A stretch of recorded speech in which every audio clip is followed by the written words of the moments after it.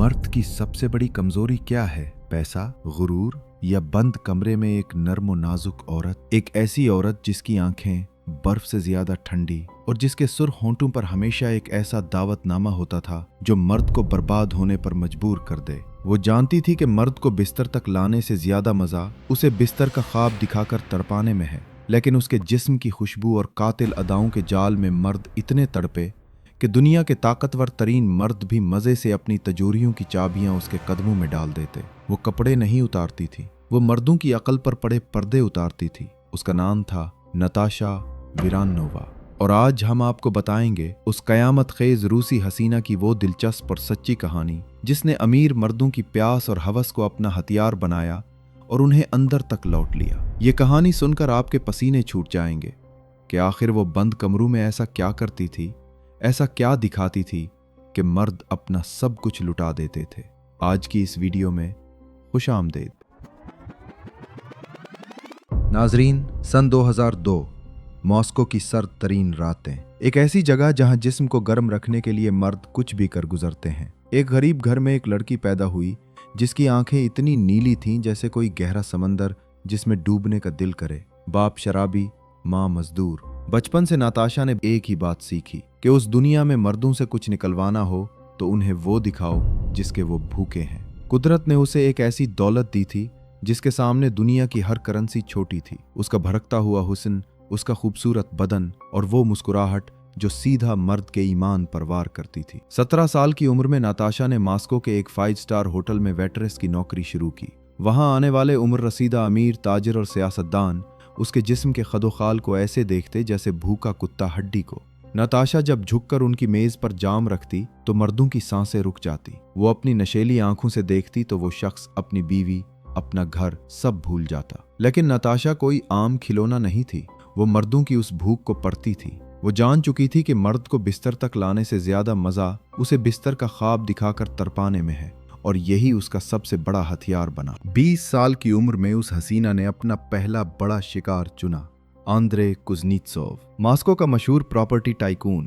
उम्र 50 साल। जवानी ढल चुकी थी मगर शौक अब भी जवान थे और बैंक बैलेंस बेतहाशा था। नताशा ने उसे पहली बार बार में देखा। वो अकेला बैठा विस्की पी रहा था। चेहरे पर एक ऐसी भूख थी जिसे वो पैसों से मिटाना चाहता था। नताशा ने वो भूख पहचान ली एक ही नजर में। वो अपने धीमे कदमों के साथ उसकी मेज पर आई, थोड़ा सा झुकी और अपनी खूबसूरत आवाज में बोली, आपकी आंखें बता रही हैं आपको किसी ऐसी चीज की तलाश है जो पैसों से नहीं मिलती। बस ये वो लम्हा था जहां आंद्रे की अक्ल पर ताला लग गया। वो उसकी नीली आंखों और सुर्ख होंठों में उलझ कर रह गया। और फिर उसने वो गलती की जो हर भूखा मर्द करता है। उसने अपने दिल और तजूरी के राज खोलना शुरू कर दिए। नताशा ने सुना, मर्द को लगता था कि वो एक हसीना को सीट रहा है, मगर हकीकत में हसीना उसे अपने जाल में किस रही थी। अगले 3 महीने मुलाकातों का सिलसिला शुरू हुआ। लंच, महंगी शैंपेन, बंद कमरों की प्राइवेट पार्टियां।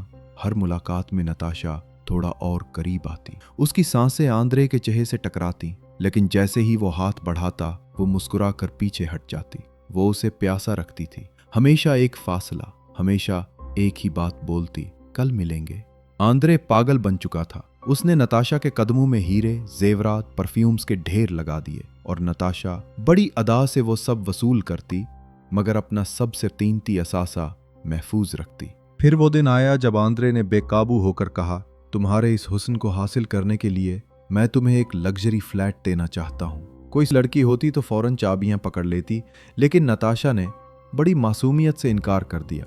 उसने झुकी हुई नजरों से कहा, मैं आपके पैसों से नहीं, आपकी मर्दानगी से मुतासिर हूँ। मैं कोई ऐसी वैसी लड़की नहीं जो बिक जाए। मुझे डर है लोग हमारे पाकीज़ा रिश्ते पर कीचड़ उछालेंगे। ये वो डबल माइंड गेम थी जिसने आंद्रे का आखिरी फ्यूज भी उड़ा दिया। उसने कांपती आवाज में कहा, तुम्हारी कीमत कोई नहीं लगा सकता नताशा। तुम मेरी मलका हो। तुम मुझ पर, मेरी दौलत पर भरोसा करो। और नताशा ने आहिस्ता से अपना खूबसूरत हाथ उसके हाथ पर रखा, आंखों में एक झूठा आंसू लाकर कहा, ठीक है, लेकिन ये राज सिर्फ उन बंद दीवारों तक रहे। अगले 6 महीनों में आंद्रे ने उसे एक आलीशान फ्लैट, एक स्पोर्ट्स कार दी और 50 लाख रूबल उसके अकाउंट में डाल दिए। वो सोच रहा था कि अब रातें रंगीन होंगी, लेकिन अगली सुबह बिस्तर खाली था। नताशा गायब थी, फोन बंद, फ्लैट खाली। सिर्फ परफ्यूम की खुशबू बाकी थी और एक कटा हुआ बेवकूफ। पुलिस को बताता भी तो क्या कि मैंने एक लड़की को बिस्तर पर लाने के लिए करोड़ों लिटाए और वो निकल गई। न जबरदस्ती हुई थी न धमकी, ये तो बस हवस में अंधे हुए मर्द का कच्चा सौदा था। नताशा अब सेंट पीटर्सबर्ग की रंगीन रातों में थी। नया शहर, नया नाम। अब वो एलेना सोरोकिना थी। बालों का रंग आग जैसा सुर्ख कर लिया था, लिबास और भी चुस्त और अंदाज और भी कातिल। बस आंखें वही थीं, मुर्दों को निगल जाने वाली नीली झील। इस बार शिकार था सर्गेई लिप्निकोव, एक शातिर बैंकर। लोग कहते थे कि उसकी जेब से एक सिक्का निकालना मौत के मुंह में हाथ डालने के बराबर है। नताशा ने यह सुनकर सिर्फ एक कातिलाना मुस्कुराहट दी और अपनी लिपस्टिक डार्क कर ली। वो सर्गेई के बैंक की प्राइवेट पार्टी में पहुंची। उसने जो ड्रेस पहनी थी वो जिस्म से यूं चिपकी थी कि कमरे का दर्जा हरारत बढ़ गया। दाखिल होते ही हर मर्द के गले खुश्क हो गए। सर्गेई की नजरें भी उसके वजूद पर गईं।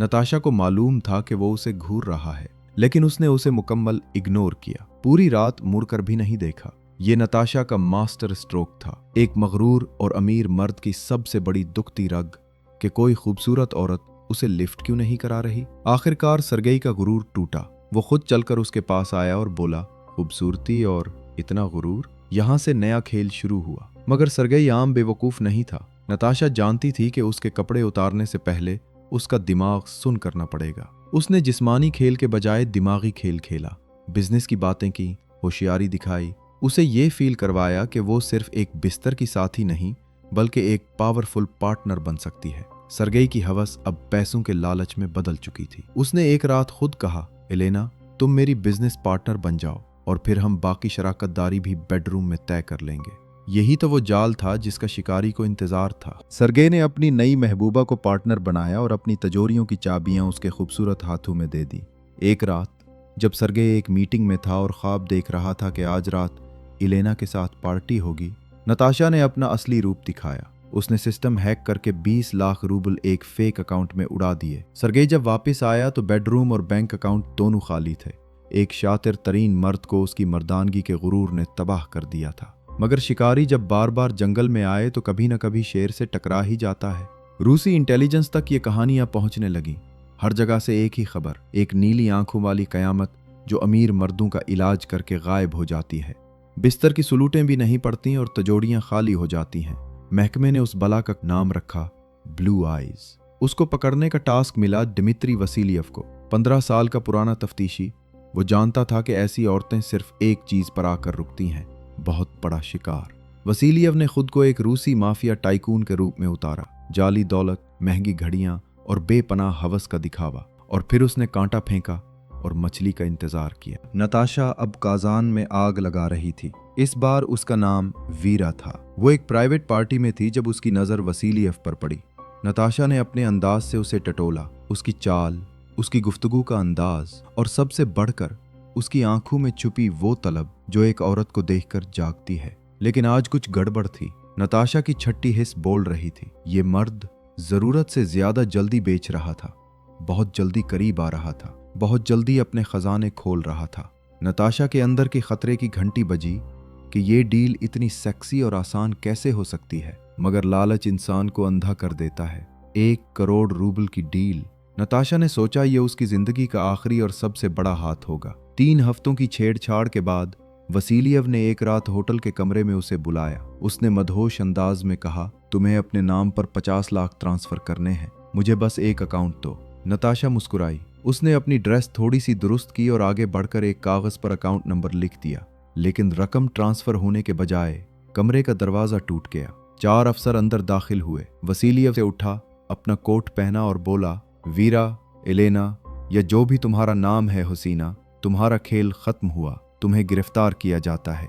नताशा ने उसे घूर कर देखा। फिर उसके चेहरे पर एक निहायत पुरस्कार और कातलाना मुस्कुराहट उभरी। उसने करीब आकर वसीलियव की आंखों में आंखें डालकर धीमी आवाज में कहा, खैर कम से कम बिस्तर पर तो तुमने अच्छा ड्रामा किया। उस ब्लू आइज को 6 साल की जेल हुई। जब जज ने पूछा कि तुमने इतने बड़े मगरमच्छों को कैसे लौटा, तो नताशा ने हंसकर कहा, मैंने किसी की जेब में हाथ नहीं डाला माय लॉर्ड। मैंने तो बस मुर्दों को वो दिखाया जो वो देखना चाहते थे और उन्होंने अपनी तजोरियां खुद मेरे कदमों में रख दी। ये कहानी एक जोरदार थप्पड़ है उन मुर्दों के मुंह पर जो समझते हैं कि वो पैसे से औरत खरीद रहे हैं। याद रखें, जब आप हुस्न पर इन्वेस्ट कर रहे होते हैं तो दरअसल वो हसीना आपकी अकल पर डाका डाल रही होती है। जिन मुर्दों ने उसे करोड़ों दिए, क्या वो पाकबाज थे? नहीं, वो अपनी हवस के हाथों मजबूर थे। नताशा ने सिर्फ उनकी उसी कमजोरी को कैश किया। मोहब्बत, हवस और अकेलापन, ये वो ट्रायंगल है जहां पहुंचकर अच्छे अच्छों का ईमान डोल जाता है। और क्या पता, आपके इनबॉक्स में भी कोई ऐसी ही नताशा बैठी हो जो आपको मीठे मीठे ख्वाब दिखा रही हो, जिसकी बातें मीठी, डीपी सेक्सी और इरादे खतरनाक हों। अपनी तिजोरी और अपने जज्बात दोनों को संभाल के रखें। क्या आपकी जिंदगी में कभी कोई ऐसी लड़की आई जिसने मोहब्बत के नाम पर आपका इलाज किया हो? कमेंट्स में सच बताएं। अगर आपको ये वीडियो पसंद आई तो इसे लाइक शेयर जरूर करें और मजीद ऐसी ही वीडियोस के लिए हमारे चैनल को सब्सक्राइब करें। मिलते हैं अगली वीडियो में।